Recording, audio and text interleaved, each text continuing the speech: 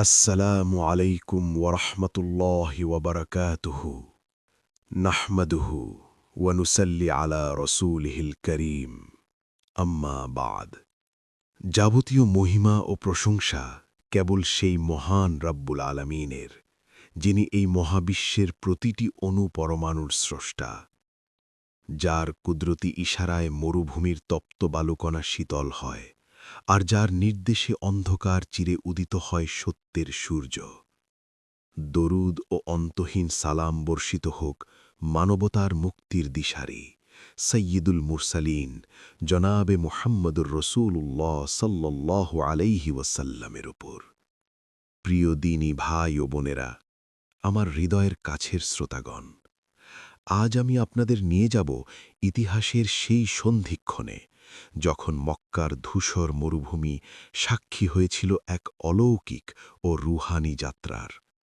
যখন বাতিলের আস্ফালন ছিল তুঙ্গে আর হকের মশালকে নিভিয়ে দিতে মক্কার প্রতিটি অলিগলিতে চলছিল ষড়যন্ত্রের বিষবাষ্প আজ আমরা শুনব হিজরতের সেই মহিমান্বিত সফর যা কেবল একটি স্থান পরিবর্তন ছিল না বরং ছিল ঈমানের অগ্নিপরীক্ষা এবং আল্লাহর কুদরতের এক জীবন্ত দলিল আসুন আমরা আমাদের হৃদয়ের আয়নায় ভেসে ওঠা সেই ১৪০০ বছর আগের মক্কার রুক্ষ প্রান্তর আর মদিনার পথে সেই নূরানি সফরের প্রতিটি মুহূর্ত অনুভব করি এই স্ক্রিপ্টটি তৈরি করা হয়েছে কুরআন ও সহি হাদিসের আলোকে যাতে কোনো কল্পনার রং নেই আছে কেবল সত্যের অমলিন নূর মক্কার পবিত্র ভূমি যেখানে ইব্রাহিম আলাইহিসসালামের স্মৃতিবিজড়িত কাবার ঘর দাঁড়িয়ে আছে একদা তা ছিল তাওহীদের কেন্দ্রবিন্দু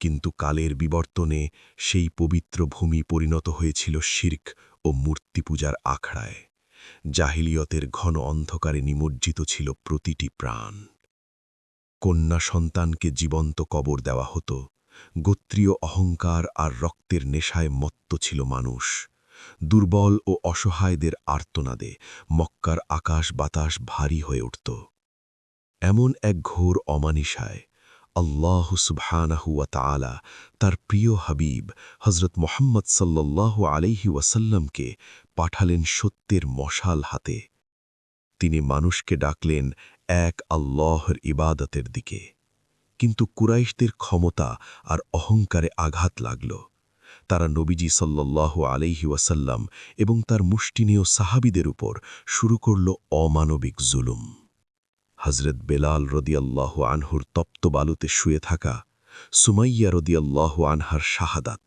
মক্কার প্রতিটি বালুকণা যেন মুমিনদের রক্তে রঞ্জিত হচ্ছিল ৩ বছর শিয়াবে আবু তালিবে বন্দী থাকা প্রিয়তমা স্ত্রী খাদিজা রাদিয়াল্লাহু আনহা এবং পরম শ্রদ্ধেয় চাচা আবু তালিবের ইন্তেকাল নবীজি সাল্লাল্লাহু আলাইহি ওয়াসাল্লামের জীবন ছিল দুঃখ আর কষ্টের এক মহাসমুদ্র তবুও তিনি দমে যাননি কিন্তু যখন কুরাইশরা দারুন নাদুয়ায় একত্রিত হয়ে নবীজিকে হত্যার চূড়ান্ত ষড়যন্ত্র আটল তখন আরশের অধিপতির পক্ষ থেকে জিবরাইল আলাইহিসসালাম নিয়ে এলেন হিজরতের ফরমান মক্কার প্রতিটি ধূলিকণা যেন সেদিন বিলাপ করছিল তাদের প্রিয় নবীকে বিদায় জানাতে সেই রাতটি ছিল ইতিহাসের সবচেয়ে মসৃণ ও রুহানি রাত মক্কার অলিগলি তখন থমথমে আবু জেহেল আবুল আহাব আর উতবাদের মতো কাফের নেতারা হন্যে হয়ে খুঁজছে সেই নূরানি চেহারাকে তারা জানত না মক্কার প্রতিটি ধূলিকণা আসলে তাদের নবীর সুরক্ষায় আল্লাহর জিকিরে মুশগুল হিজরত কেবল একটি শহর ছেড়ে যাওয়া নয় এটি ছিল এক নতুন যুগের সূচনা মক্কার প্রতিটি পাথর প্রতিটি খেজুর গাছ যেন সেই রাতে সাক্ষী দিচ্ছিল এক নতুন ভোরের সূর্য উদিত হতে চলেছে নবীজি সাল্লাল্লাহু আলাইহি ওয়াসাল্লাম যখন তার জন্মভূমি মক্কার দিকে শেষবারের মতো তাকালেন তার চোখ অশ্রুসিক্ত ছিল তিনি বলেছিলেন হে মক্কা তুমি আমার কাছে সবচেয়ে প্রিয় যদি তোমার অধিবাসীরা আমাকে বের করে না দিত তবে আমি তোমাকে ছেড়ে যেতাম না এই আবেগ এই ত্যাগই হিজরতের মূল প্রাণ রাতের নিস্তব্ধতা ভেঙে ঘাতকরা নবীজির ঘর ঘিরে রেখেছে, তাদের হাতে উন্মুক্ত তলোয়ার, চোখে খুনের নেশা। কিন্তু তারা জানত না, যার রক্ষক স্বয়ং আল্লাহ, তাকে মারার সাধ্যকার। নবীজি সাল্লাল্লাহু আলাইহি ওয়াসাল্লাম তার বিছানায় হযরত আলী রাদিয়াল্লাহু আনহুকে শুইয়ে দিলেন আমানতগুলো বুঝিয়ে দেবার জন্য। এরপর এক মুষ্টি ধুলো হাতে নিয়ে সূরা ইয়াসিনের আয়াত তিলাওয়াত করে কাফেরদের দিকে ছুড়ে দিলেন। আল্লাহর কুদরত দেখুন, প্রতিটি ঘাতকের চোখে সেই ধুলো গিয়ে পড়ল এবং তারা অন্ধের মতো দাঁড়িয়ে রইল। নবীজি সাল্লাল্লাহু আলাইহি ওয়াসাল্লাম তাদের মাঝখান দিয়েই বীর দর্পে বেরিয়ে এলেন, অথচ কেউ তাকে দেখতে পেল না। সুবহানাল্লাহ! তিনি সোজা চলে গেলেন তার পরম বন্ধু সিদ্দিকে আকবর হযরত আবু বকর রাদিয়াল্লাহু আনহুর ঘরে। আগে থেকেই প্রস্তুত ছিল দুটি উটনী। তারা মক্কার পরিচিত পথ ছেড়ে বিপরীত দিকে সাউর পর্বতের গুহার দিকে যাত্রা করলেন। এটি ছিল এক গভীর হেকমত। শত্রুরা যখন মদিনার পথে খুঁজবে, তারা তখন সাউর গুহায় অবস্থান করবেন।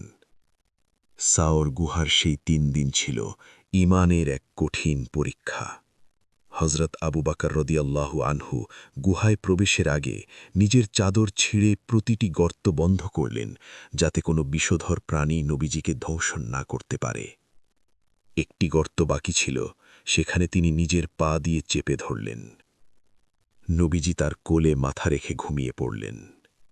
এমন সময় একটি সাপ হযরত আবু বকর রাদিয়াল্লাহু আনহুর পায়ে দংশন করল।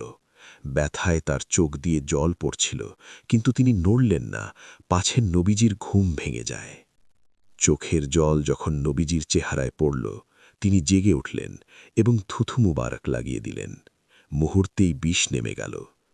এটিই ছিল সাহাবীদের ভালোবাসা আর ত্যাগের চূড়ান্ত রূপ। এদিকে কুরাইশরা তাদের পিছু নিতে নিতে গুহার মুখ পর্যন্ত পৌঁছে গেল। তাদের পায়ের শব্দ গুহার ভেতর থেকে শোনা হচ্ছিল। হযরত আবু বকর রাদিয়াল্লাহু আনহু ভয়ে কাঁপছিলেন, নিজের জন্য নয়, বরং তার প্রিয় নবীর জীবনের নিরাপত্তার জন্য। তিনি ফিসফিস করে বললেন, ইয়া রাসূল আল্লাহ, ওরা যদি শুধু নিজেদের পায়ের দিকে তাকায়, তবেই আমাদের দেখে ফেলবে। নবীজি অত্যন্ত শান্ত কণ্ঠে সেই অমর বাণী উচ্চারণ করলেন, যা কিয়ামত পর্যন্ত মুমিনদের সাহস যোগাবে। আবু বকর, ভয় পেও না, নিশ্চয়ই আল্লাহ আমাদের সাথে আছেন। সুবহানাল্লাহ! আল্লাহর নির্দেশে একটি ক্ষুদ্র মাকড়সা গুহার মুখে জাল বুনল। একজোড়া কবুতর বাসা বেঁধে ডিম পেড়ে বসে রইল। এই দৃশ্য দেখে কাফেররা ভাবল, এখানে যদি কেউ প্রবেশ করত, তবে এই জাল ছিঁড়ে যেত। তারা ফিরে গেল। আল্লাহর একটি ক্ষুদ্র মখলুকাত সেদিন তার প্রিয় নবীকে রক্ষা করেছিল। এটি আল্লাহর কুদরত, এটি তার হিকমত। এই আবেগ, এই ত্যাগই হিজরতের মূল প্রাণ। ৩ দিন পর তারা গুহা থেকে বের হয়ে মদিনার পথে যাত্রা শুরু করলেন। মরুভূমির প্রখর সূর্যতাপ, রুক্ষ বালু আর তৃষ্ণায় বুক ফেটে যাওয়ার উপক্রম, কিন্তু তাদের হৃদয়ে ছিল প্রশান্তি। পথিমধ্যে তারা উম্মে মাবাদ নামক এক বৃদ্ধার তাঁবুর পাশ দিয়ে যাচ্ছিলেন। উম্মে মাবাদ ছিলেন অত্যন্ত দয়ালু। নবীজি সাল্লাল্লাহু আলাইহি ওয়াসাল্লাম তার কাছে কিছু খাবার চাইলেন, কিন্তু উম্মে মাবাদ আক্ষেপ করে বললেন, হে মুসাফির, আমার কাছে কিছুই নেই। এই যে ছাগলটি দেখছেন, এটি এতটাই দুর্বল যে পালের সাথে হাঁটতেও পারে না। এর ওলানে এক ফোঁটা দুধও নেই। নবীজি সাল্লাল্লাহু আলাইহি ওয়াসাল্লাম আল্লাহর নাম নিয়ে সেই দুর্বল ছাগলটির ওলানে হাত বুলালেন। সুবহানাল্লাহ! মুহূর্তের মধ্যে ছাগলটির ওলান দুধে ভরে গেল।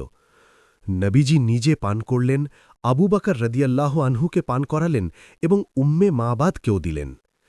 উম্মে মাবাদ বিস্ময়ে হতবাক হয়ে গেলেন। তিনি পরে তার স্বামীর কাছে নবীজির যে চেহারার বর্ণনা দিয়েছিলেন, তা ইতিহাসের এক অনন্য দলিল। তিনি বলেছিলেন, আমি এমন এক নুরানি মানুষ দেখেছি, যার কথা ছিল মুক্তোর মতো ঝরঝরে আর চেহারা ছিল পূর্ণিমার চাঁদের চেয়ে উজ্জ্বল। যাত্রাপথে আরও একটি কঠিন পরীক্ষা এল সুরাকা ইবনে মালিকের রূপে। 100 উটের পুরস্কারের লোভে সুরাকা তাদের পিছু নিয়েছিল। যখন সে নবীজির একদম কাছাকাছি পৌঁছে গেল এবং তলোয়ার বের করতে চাইল, তখনই আল্লাহর কুদরতে তার ঘোড়ার পা বালিতে দেবে গেল। সুরাকা ঘোড়া থেকে পড়ে গেল। সে আবার চেষ্টা করল, আবারও ঘোড়া দেবে গেল। সুরাকা বুঝতে পারলেন এটি কোনো সাধারণ মানুষের সফর নয়, এর পেছনে খোদ আসমানের মালিকের হাত আছে। তিনি ভয় পেয়ে ক্ষমা চাইলেন।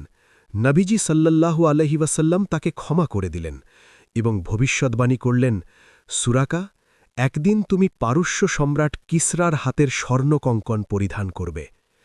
সুরাকা অবাক হয়ে ফিরে গেলেন এবং কাফিরদের বললেন, আমি ওদিকে গিয়েছি, সেখানে কেউ নেই। এই প্রতিটি মুহূর্ত ছিল আবেগ আর অলৌকিকতার এক অপূর্ব সংমিশ্রণ। মরুভূমির প্রতিটি ধূলিকণা সেদিন নবীজির কাদাম মোবারকের স্পর্শে ধন্য হচ্ছিল। প্রতিটি পাথর যেন তাকে সালাম জানাচ্ছিল। এটি ছিল এমন এক সফর যেখানে দৃশ্যত তারা ছিলেন একা, কিন্তু অদৃশ্যে ফেরেশতাদের বাহিনী তাদের পাহারা দিচ্ছিল। অবশেষে সেই মহেন্দ্রক্ষণ উপস্থিত হল। মদিনার দিগন্তে নবীজির নুরানি কাফেলা দেখা গেল। মদিনাবাসী অধীর আগ্রহে অপেক্ষা করছিলেন। ছোট ছোট শিশুরা গান গেয়ে উঠল, তালা আল বদ্রু আলাইনা মিন সানিয়াতিল ওয়াদা। মদিনার প্রতিটি অলিগলি খুশিতে আত্মহারা হয়ে উঠল। আনসাররা তাদের সর্বস্ব দিয়ে মুহাজিরদের বরণ করে নিলেন। ভ্রাতৃত্বের এক অনন্য নজির স্থাপিত হল, যা পৃথিবীর ইতিহাসে বিরল। মদিনা হয়ে উঠল ইসলামের প্রথম কেন্দ্রবিন্দু, যেখান থেকে সত্যের আলো ছড়িয়ে পড়ল সারা বিশ্বে। হিজরতের এই মহিমান্বিত সফর আমাদের জীবনের সবচেয়ে বড় শিক্ষা দিয়ে যায়। এটি আমাদের শেখায় তাওয়াক্কুল বা আল্লাহর উপর পূর্ণ ভরসা। যখন চারপাশ থেকে বিপদ আপনাকে ঘিরে ধরবে, যখন মনে হবে আর কোনো পথ খোলা নেই, তখন মনে রাখবেন সাউর গুহার সেই দৃশ্য। মনে রাখবেন নবীজির সেই বাণী, নিশ্চয়ই আল্লাহ আমাদের সাথে আছেন।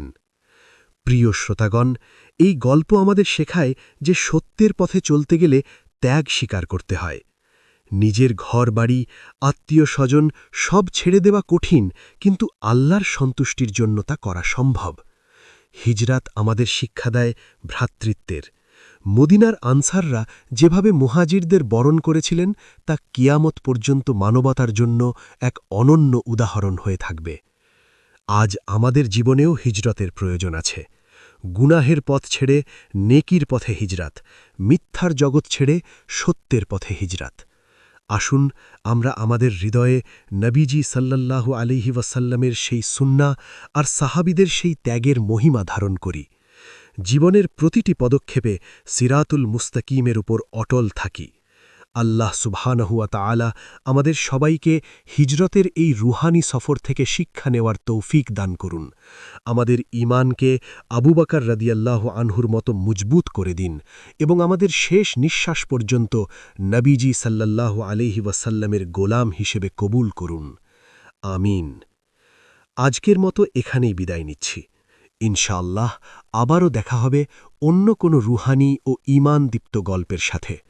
ততক্ষণ পর্যন্ত সবাই আল্লাহর হেফাজতে থাকুন, ভালো থাকুন। আসসালামু আলাইকুম ওয়া রাহমাতুল্লাহি ওয়া বারাকাতুহু।